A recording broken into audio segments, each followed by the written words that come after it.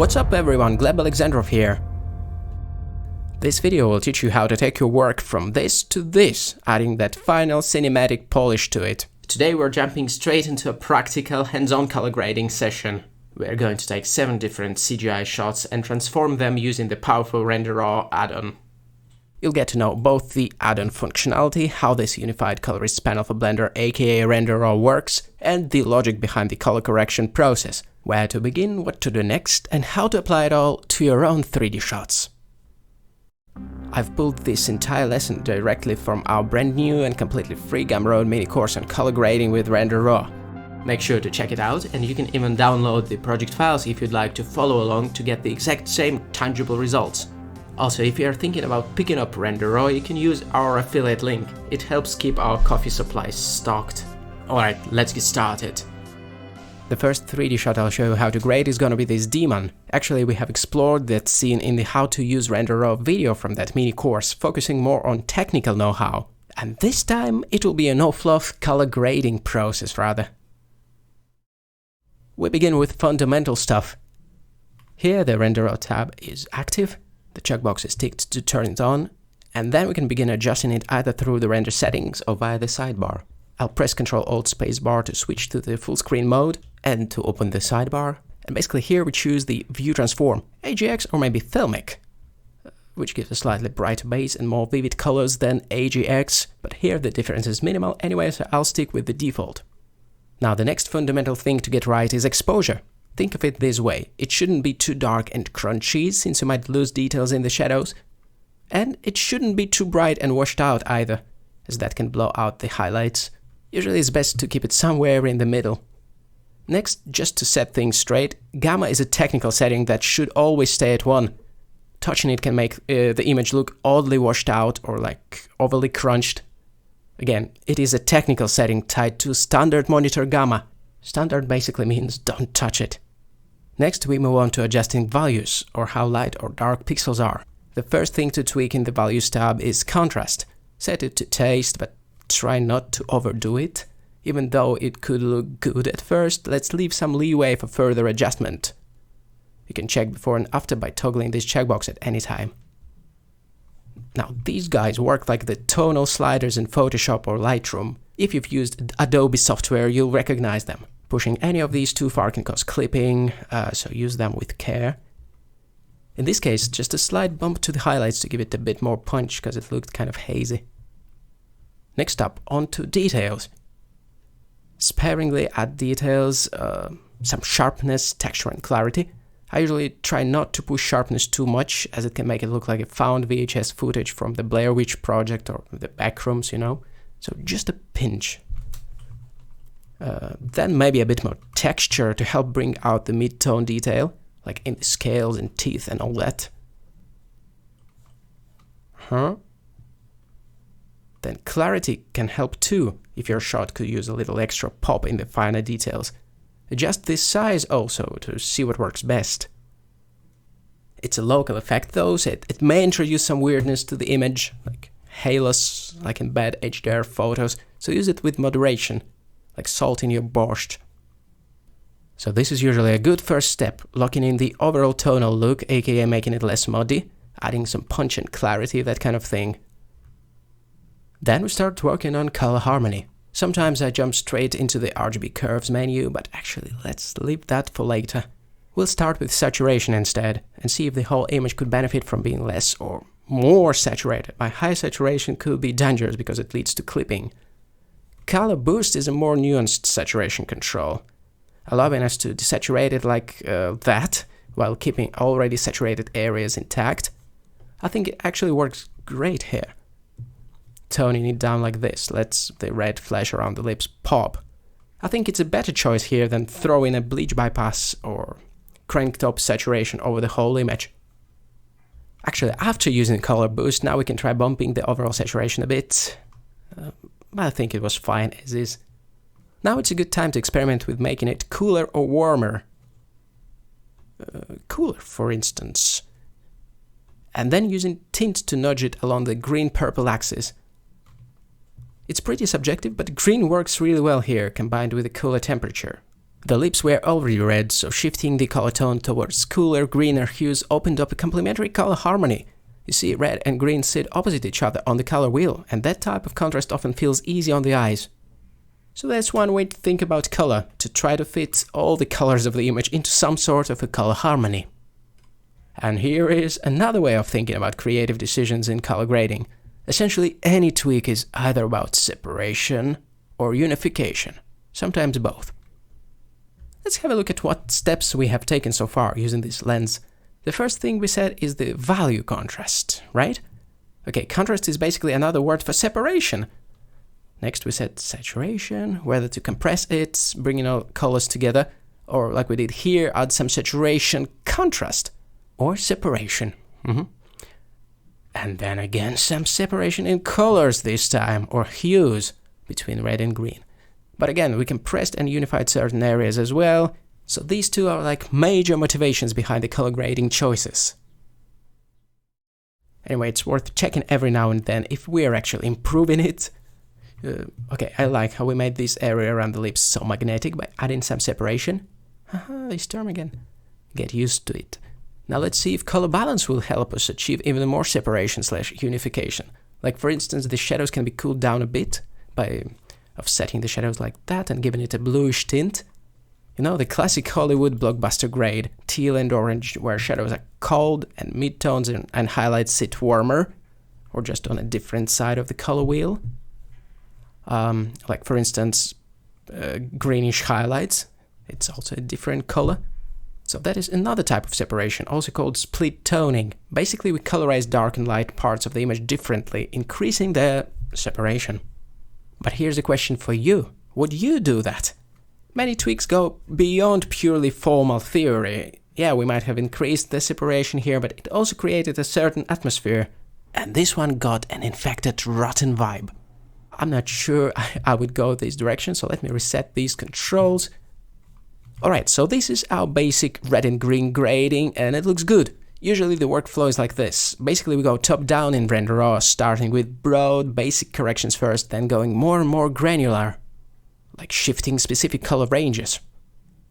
In Per Hue tab, I'm going to nudge the reds towards purple or yellow to see if it makes this prominent color more interesting somehow. Or maybe I want it to look like some specific substance dripping from its mouth, berry syrup or whatever. Then the Per Hue saturation. Do I want to push it hard and make it pop so much so it jumps off the screen and bites you? I don't know. Maybe just a little. By the way, making colors more pure and darkening them at the same time is also called increasing their density. Like, ooh, now this is a heavy, dense type of red. Actually though, I think I want to do the opposite.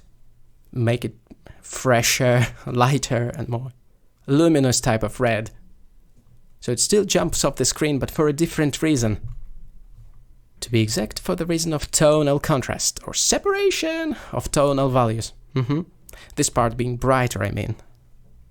Does it make sense? Now getting granular again, this time per value. Or split toning is back. Now when our grade is already looking good, I'll try again to squeeze a bit more color separation between the darks and the brights. This time tweaking the shadow color, which I'm going to cool down just a touch. I don't want to crush it though, so I will compensate by adjusting the brightness. Okay. You can mix just a little of that colorization if you're not into the whole teal versus orange Hollywood vibe. Now midtones, let's see if we can make it hotter. No, I think that's too much. The color intervention gets a bit too stylized. And we already had a nice harmony. Okay, maybe a warmer green for the highlights then.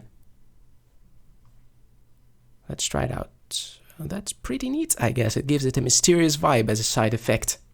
I don't want to push these last minute changes too far though.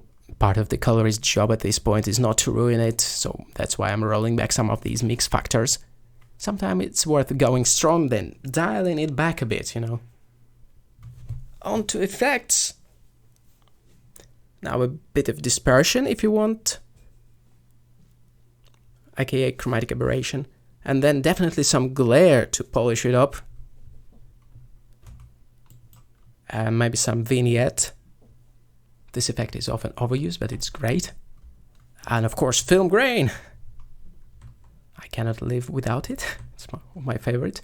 Anyway, the effects always come last in our post-processing chain. That's it for the final polish, and that's it for our first shot. This simple grading sequence actually made it much more punchy and cinematic, like it's conveying a certain mood now.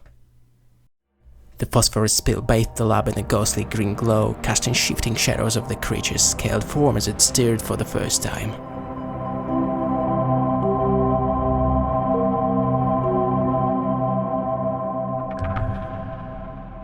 Let's move on to the second scene, fire. In this one we'll take the raw source, which uses AGX, and we'll make it more fiery, hot and golden. If you're finding this helpful, consider liking this video and leaving a comment, it really helps out. I explained this in another video from this crash course, but here I'm using BakeTXR that you can download and try grading along with the video to get the exact same results. Okay, render raw is still switched on. The view transform here is AGX. Filmic would give us a bit more lush orangey tones right from the start, compared to AGX, which is more like purple red or salmon red as some say. But why not just use Filmic and lower the exposure to get these orange tones going? You know, unfortunately, Filmic collapses intense colors into harsh primaries, yellow, red, cyan, purple, and so on. So AGX is safer in this regard. Alright, after nailing the exposure, we can go straight to the details and try sharpening it up. However, I think it was fine as is. See if you like it a bit more with clarity increased, but I don't think so. So we've just skipped the tonal values because they look okay and jumped straight to colors. I'll actually reduce the overall saturation to play it safe. Then in the tone mapping tab there is a magic slider for mixing in the Filmic primaries, which are more saturated and closer to orangey, fiery tones, so I'll go straight to one. It's not exactly the same as fully switching to Filmic though, because of the highlights roll off. I mean, this slider, highlights cut off. What it does is that it rolls that saturation off where pixels get really bright and saturated. If you push it up, it will no longer do that, but I think it looked pretty cool at its default value. Then we can try adjusting sRGB hue to see if you like the color cast it introduces. But yeah, I don't think I want to push it towards red, purple. Then we can try extra saturation, but it makes it a little bit too saturated for my taste. The key takeaway from this panel is that if you're aiming for that lush saturated orange, mix in some Filmic. It's one of my favorite features of Render Raw, to be honest. There's still an overarching theme here, unity and variety. The image was pretty heavily unified from the start, so our focus is here mostly on introducing some separation in tonal values and then in hue and saturation. The goal is to split that salmon tint into a wider range of tones, making it less monochromatic and more analogous. You know, pushing different color ranges apart in terms of hue and saturation. Now it's time to get granular with the per hue corrections. I'll start with a hue shift and we'll push red towards, let's see, towards purple perhaps. Not too far, just a subtle nudge. Then I'll shift orange in the opposite direction, so we open up a gap between the color bands. Separation. Then yellow goes the same way, although it doesn't do much here. Okay, see what this did? That's pretty cool, I already like where it's going. Then jumping into per hue saturation, I want to do the same thing. Push those ranges apart. So I'm going to crank up the purity and intensity of everything orange, I think, to make it really hot, but at the same time trying not to go over the top, of course. Is it over the top already though? Then in the value tab, maybe we can darken the entire red zone or something like that, you know, for more contrast. Then, well, I'm probably pushing it too far by brightening the orange that much, but hey, it helps to really see what's going on. Yeah, that was too much. think we need to lower the exposure to fix those overexposed parts. Maybe to -3 or something. And hey, we can save this as a preset here if we like. Compare before and after now. What do you think? Did we make it or did we break it? Let me know in the comments. Personally, I like these colors more. What do you think though, A or B? I know that so much depends on the brief. If something like golden tendrils have been mentioned in the brief, that would totally steer our creative choices in that direction, and vice versa. Alright, number 3, let's add some magic to these clouds. As a quick reminder, all the files you need are available for download from the cloud, so you can follow along and try it yourself. Okay, the value basics first, just the contrast this time. Then right onto sharpness. This time I'll go a bit bolder to bring out those cloud shapes. Using clarity specifically for that extra definition.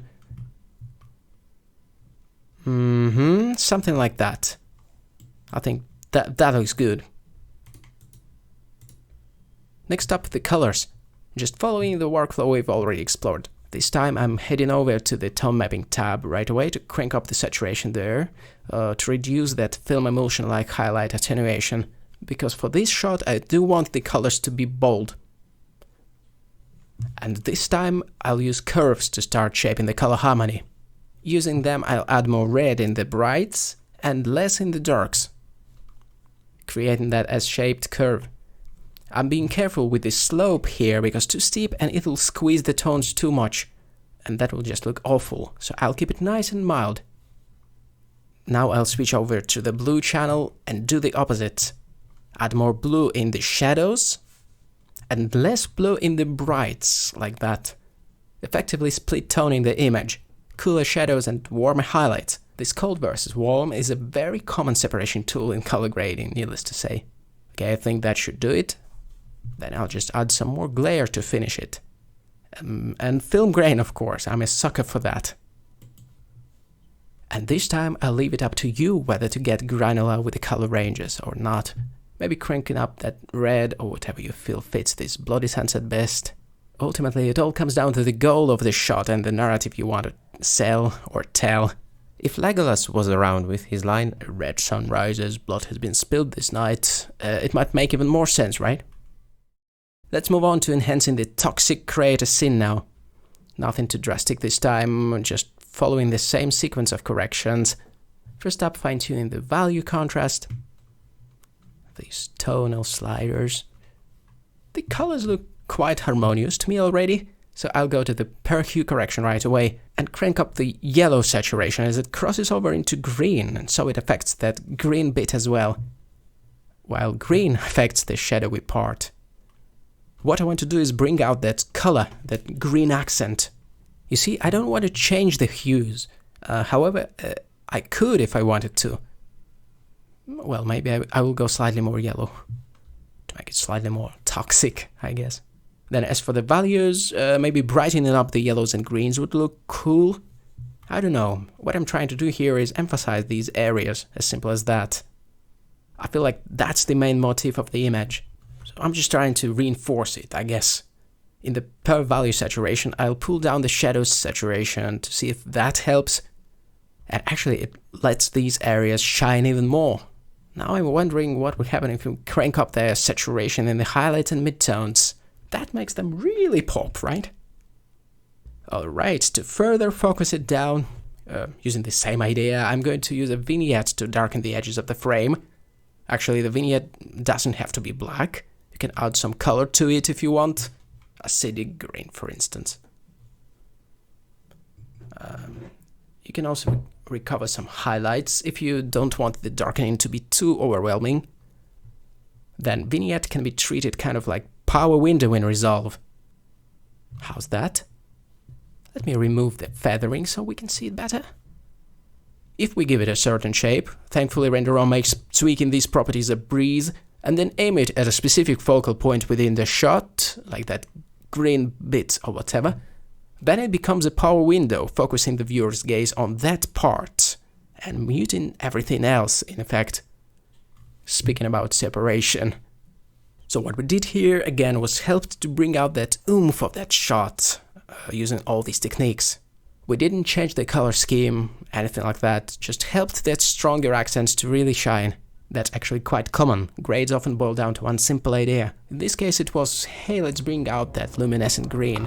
From there every other grading decision revolved around that.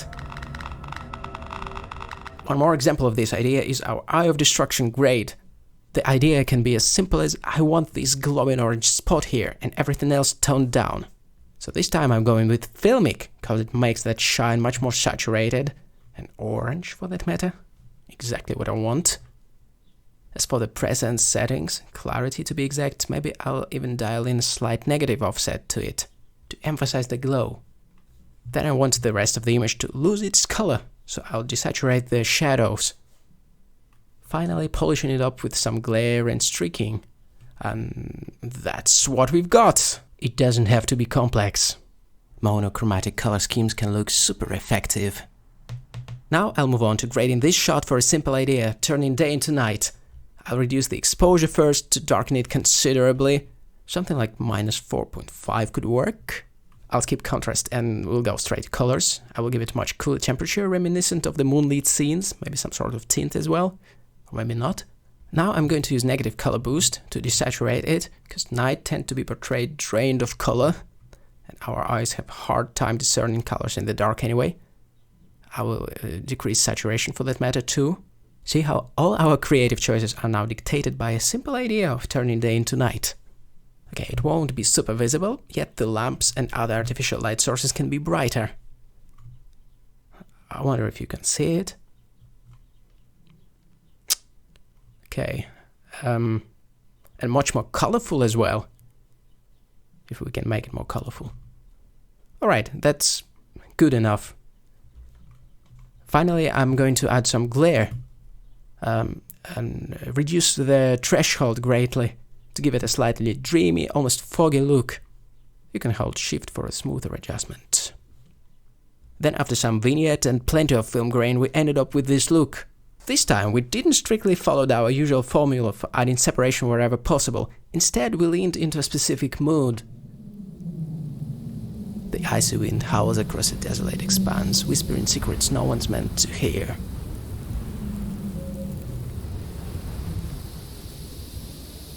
Feel free to pause for a coffee break if you need to process all this info. Take a few minutes to relax if you need. And once you're ready, we'll dive into grading our last scene for today. With this one, we're heading back to the beginning, repeating pretty much the exact same workflow we used for grading our demon, to recap the steps and make sure the sequence is firmly cemented in your brain. I'm gonna go really fast this time. View transform AGX. Exposure, neither too bright nor too low. Contrast to taste. Shadows, highlights if needed, then straight to details for some extra sharpness, texture and clarity. After that, either messing with the non-linear tonal response to further shape the levels, or start working on colors. Temperature to warm it up or cool it down, tint to shift it towards purple or green, color boost to mute neutral colors even more and make saturated ones pop, increasing the separation, like we just made this red really pop. And then it could be worth checking the overall saturation. After the basic grade is done, it's time to get more granular and fine-tune color ranges, to emphasize certain things or fit everything into a limited color palette perhaps, replacing green with cyan in this case and shifting red towards purple to better align it with the triad color harmony. Targeted saturation tweaks are also a thing. Now it's a good time to add that final layer of targeted tweaks to help certain areas stand out or vice versa. Not to mention targeted value tweaks, which adjust color density. How heavy and dense, or conversely light and luminous certain colors can appear. As a final touch, tone mapping adjustments, but only if needed. Then effects like obligatory film grain, vignettes and glare, and maybe some chromatic aberration on top of it. And that's a generic color correction workflow in Render Raw, a pipeline that thrives on separation and unification.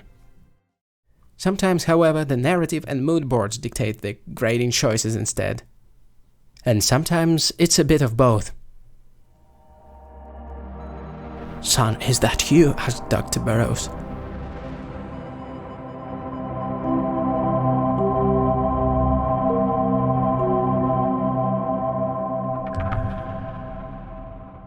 And there you have it. We've taken 7 different CGI shots and pushed them from a raw starting point, no pun intended, to a final cinematic grade. As you've seen, it does involve a fair amount of subjectivity, yet I believe it is a repeatable process. You now know the logic, where to start, what to do next, what to tweak, and how to build the mood layer by layer. The goal here was to show that with a powerful unified toolset like RenderRaw, you have the control to transform your own 3D work to achieve that final polished look. Remember, this entire lesson is one of the videos from our brand new and completely free Gumroad mini course. The link is right there in the description. You can download the project files and practice all these techniques, or even better, apply it to your own 3D renders. And if this tutorial convinced you to pick up RenderRaw, please consider using our affiliate link. It costs you nothing extra, but it's a huge support for the channel, and it helps us create more content like this. That was Gleb Alexandrov for CreativeShrimp.com. Drink more coffee and we will change the world of computer graphics.